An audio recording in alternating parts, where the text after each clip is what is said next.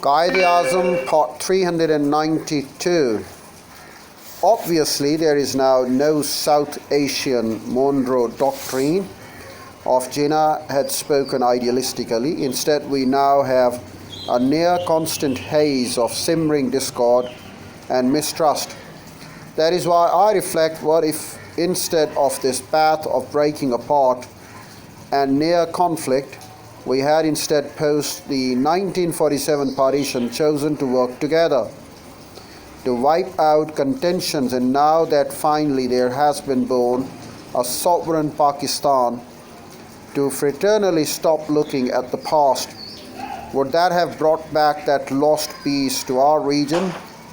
I cannot vouchsafe the outcome. Indeed, who can? For along with several other, there is one central difficulty that India, Pakistan, Bangladesh face our past has in reality never gone into the past.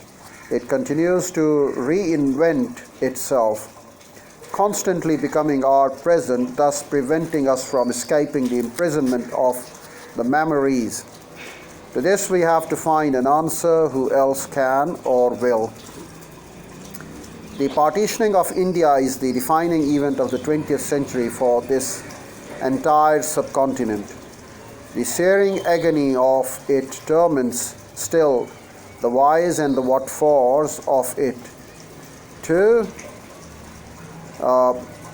the searing agony of it torments still the whys and what-fors of it too. We relive the partition because we persist without attempts to find answers to the great errors of those years, so that we may never ever repeat them. Also, perhaps by recounting them, we attempt to assuage some of our pain. That is, this is that account of Jinnah, the man, and his heroic endeavors, and of the others too, and of these is a story written, but then Allah alone knoweth all. And of these is a story written, but then Allah alone knoweth all. With it we come to the end of the book. The book has concluded all the chapters, even the last one in retrospect, that has been concluded. And now there are a few references on the book. In fact, they're not part of the book content, but they are here. And I'm going to read them all for you as well. I get to the appendices, and they have been provided chapter-wise. So first I get to the appendix to chapter number 1.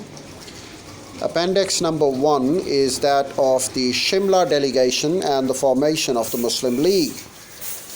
The story starts with the arrival in India of King George V as Prince of Wales in 1905-1906. Indian press representatives were selected to travel with the prince. I happened to be one of them, and I was then the editor of Al-Haq, the only Muslim Anglo-Sindhi weekly of Sindh. In the due course, February 1906, we reached Hyderabad, Deccan, and there on a fine morning we called on Nawab Imadul Mulk, Maulvi Sayyid Hussain Bilgarami. In the course of conversation, he whispered an anxious query whether we had been doing any useful for the nation. He asked what we had found. The picture was very gloomy. The old and the young were both dissatisfied with their doom.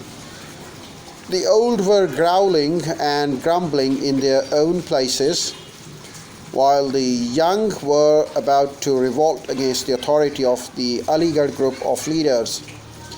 They were asked not to join the Congress, and they kept away from it.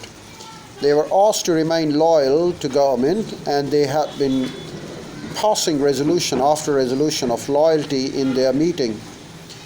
When they had had less of Western education, they were more respected. The more their advancement in modern learning, the greater their fall. The percentage in government services was steadily on decline.